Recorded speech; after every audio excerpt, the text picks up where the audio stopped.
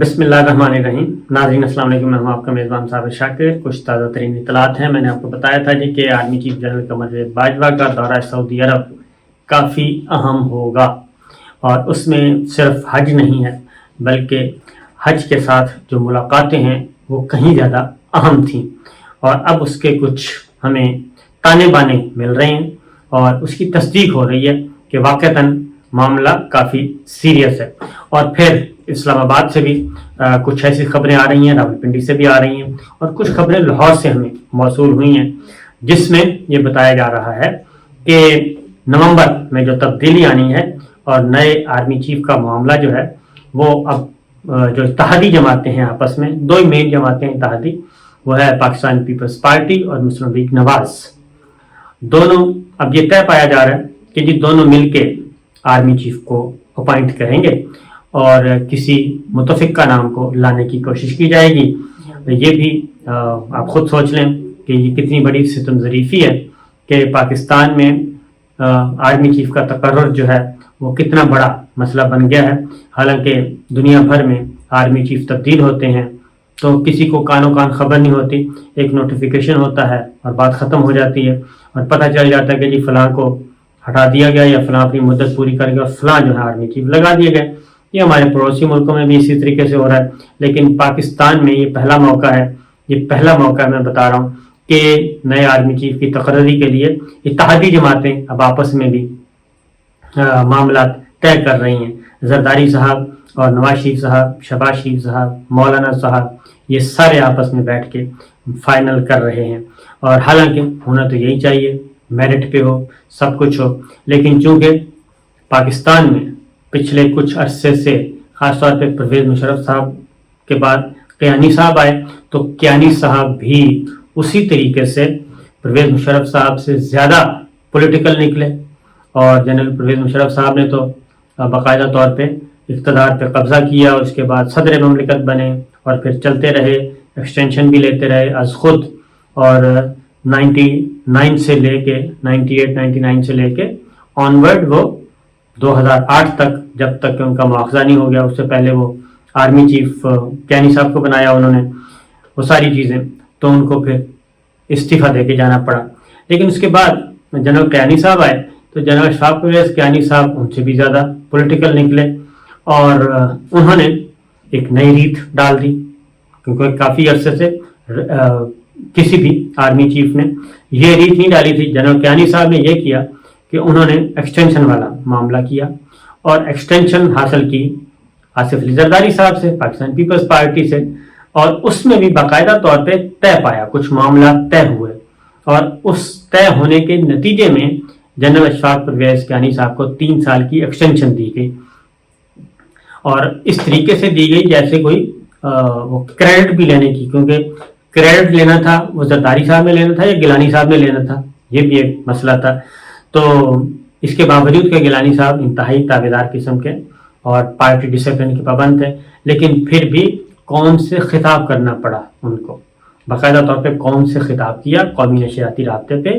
اور وہ آئے ٹی وی ریڈیو پہ اپیئر ہوئے، انہوں نے جنرل کیانی صاحب کی ایکسٹینشن اناؤنس کی اور اس کو ضمن بتایا گیا کہ بہت ہی ناگزیر ہے، تو وہ ایکسٹینشن ہو گئی. اس ایکسٹینشن کے بعد پھر کوئی معاملات کو خراب ہوئے ہوں گے، اور پھر وہ آ گیا معاملہ میمو والا، اور وہاں پہ پھر تعلقات، لیکن زرداری صاحب کے اوپر سمجھدار آدمی تھے تو ان کو اندازہ تھا کہ کب اور کیسے قابو کرنا ہے. تو مجھے ایک واقعہ سنا دیتا ہوں آپ کو، بالکل وہ تمام کردار زندہ ہیں. زرداری صاحب بھی ماشاءاللہ سے سلامت ہیں، اور گیلانی صاحب بھی، اور جن کی میں بات کر رہا ہوں وہ بھی. میں نے پیپلز پارٹی کے انتہائی سینئر رہنما کو جی اس وقت ایک کیا SMS، کیونکہ ذرا اسمارٹ فون کم آئے تھے، نیٹ جو ہے وہ کم استعمال، SMS کیا. بلیک بیری ہوتے تھے یا پھر یہ ہوتے تھے، تو میں نے SMS کیا. SMS کر کے پوچھا، کیونکہ اس وقت میں نوائے وقت میں کالم بھی لکھتا تھا، تو میں کالم تیار کر رہا تھا اسی حوالے سے. تو میں نے ان سے یہ بات کی، جناب اپنے بہت ہی بزرگ ہمارے ہیں، ان سے اچھا اعتماد کا تعلق ہے،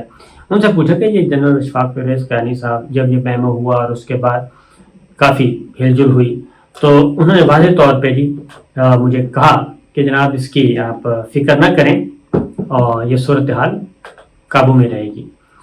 تو میں نے پوچھا کہ یہ جو ایکسٹینشن دی ہے یہ اس کا کوئی راز بتا دیں. تو انہوں نے مجھے فارسی میں ایک بھیجا ایک جملہ. اس کا مطلب یہ تھا کہ اگر ہم نے اس ایکسٹینشن کا راز بتا دیا تو ایک قیامت برپا ہو جائے گی, ٹھیک ہے جی, اور زلزلہ آ جائے گا, یہ انہوں نے بتایا. اور اس کے بعد پھر میں نے ان سے پوچھا کہ میں نے کہا یہ بات رپورٹ کر دوں. انہوں نے اس سے بھی منع کر دیا مجھے کہ نہیں یہ بات بھی رپورٹ نہیں کرنی, یہ سر میں آپ کو انڈرسٹینڈنگ کے طور پہ آپ کو بتا رہا ہوں. یہ ہوا. کیانی صاحب کے بعد معاملات ختم ہوئے اور راحیل شریف صاحب آ گئے. راحیل شریف صاحب نے کوئی ایکسٹینشن نہیں ہوئی, وہ آرام سے چلے گئے اور بہت اچھا کیا اور بہت کمفرٹیبل. اور اب وہ اسلامی اتحاد فورس کے وہ سربراہ ہیں. اب مارچ میں انہوں نے ریٹائر ہونا ہے, 5 سال پورے ہو جائیں گے ان کے. تو یہ چیز جو ہے جی باجوہ صاحب نے ایکسٹینشن لے لی.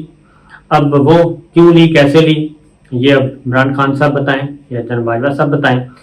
لیکن یہ ہے کہ جو کیانی صاحب اور زرداری صاحب کے درمیان طے پایا تھا شاید یہاں پہ معاملہ کچھ مختلف نکلا اور جو ایکسٹینشن تھی یہ پھنس گئی سپریم کورٹ آف پاکستان میں. اور سپریم کورٹ آف پاکستان میں جب معاملہ پہنچا اور چیف جسٹس آصف سعید کھوسہ صاحب, پھر لیجسلیشن کی بات ہونے لگ گئی. پھر جب لیجسلیشن ہوئی, کیونکہ ایکٹ آف پارلیمنٹ کے تحت آرمی ایکٹ میں تبدیلی ہونا تھی, ترمیم ہونا تھی, اس میں شنید یہ ہے کہ جی جو مسلم لیگ نواز کے لوگ کہتے ہیں اور مولانا فضل الرحمان صاحب کے خاص طور پہ مولانا فضل الرحمان صاحب کے اس وقت پھر ایک کوئی معاملہ طے پا گئے پس پردہ, اور وہ معاملات جب تک پایا تکمیل کو نہیں پہنچے تو پھر انبن شروع ہو گئی. اور ایسی انبن شروع ہو گئی کہ پھر جلسے جلوسوں میں لڑائی جو ہے وہ منظر عام پہ آ گئی. تو بہرحال یہ چیزیں اس وقت چل رہی ہیں. اور پھر یہ رجیم چینج والا معاملہ آ گیا اور اس دوران مسلم لیگ نواز کے بہت سارے لوگ گرفتار ہوئے,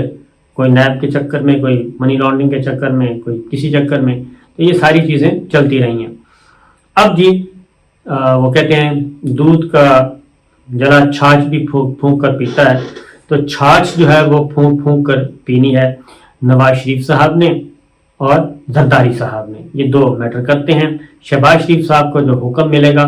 وہ اس میں کوئی چون چرا نہیں کر سکتے, اور اگر انہوں نے چون چرا کرنے کی کوشش کی تو پھر کوئی اور طریقہ اختیار کر لیں گے نواز شریف صاحب. اس لیے اسحاق ڈار صاحب کو بھی لانے کی کوشش کر رہے ہیں. تو اسی سلسلے میں اب چونکہ ماضی گواہ ہے جی, اور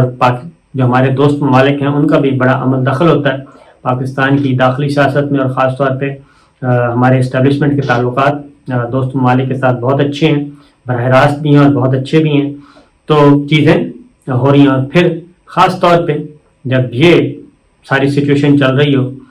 پریزیڈنٹ بائیڈن نے وزٹ کرنا ہو سعودی عرب کا,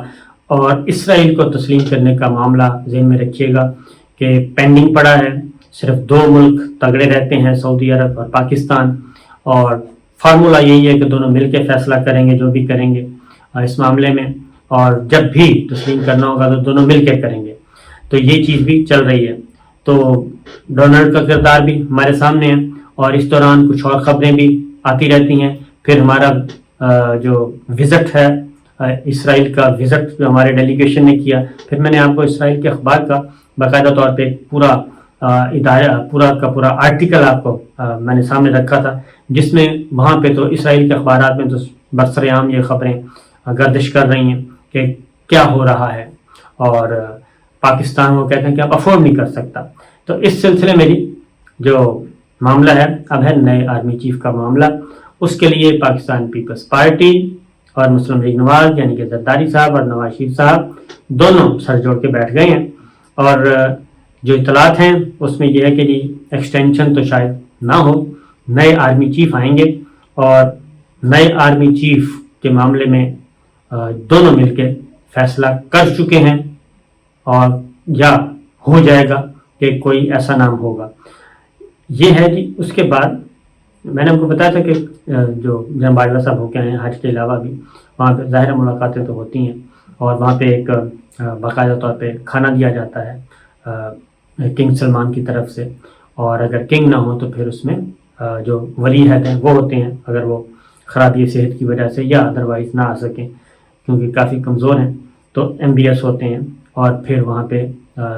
سروسز چیف ہوتے ہیں، ان کے انٹیلیجنس چیف ہوتے ہیں، بہت سارے بہت ہی، یعنی کہ جو سعودیہ کی اسٹیبلشمنٹ ہے ٹاپ کلاس وہ ہوتی ہے ساری کی ساری، تو وہیں پہ یہ سارے.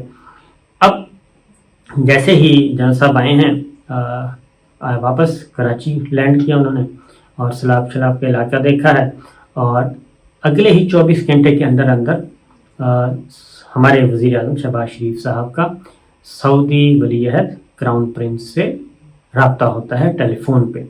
اور اس میں کافی ڈیٹیلز، یعنی کہ لمبی کال ہوئی ہے، چھوٹی کال نہیں ہوئی، 2-4 منٹ کی کال نہیں تھی، کافی ڈیٹیل کال تھی جو ہمارے پاس اطلاعات ہیں، اور اس میں یہ ساری چیزیں اس پس منظر میں اس کو دیکھا جا رہا ہے کہ جیسے ہی واپس آئے ہیں آرمی چیف جنرل باجوہ صاحب، پاکستان لینڈ کیا ہے، اس سے چند گھنٹوں کے اندر یا 24 گھنٹے کے اندر اندر پرائم منسٹر شہباز شریف اور کراؤن پرنس محمد بن سلمان کا آپس میں رابطہ ہوا ہے،